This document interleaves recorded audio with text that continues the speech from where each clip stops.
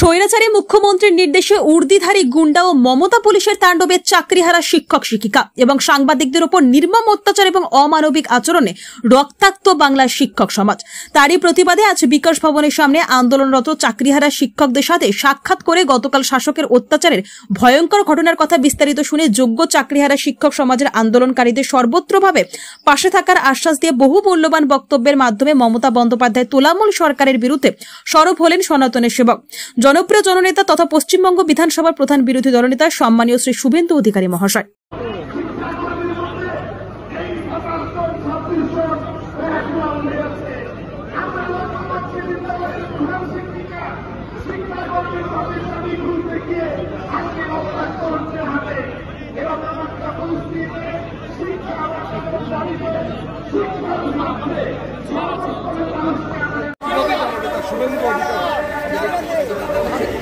আজকে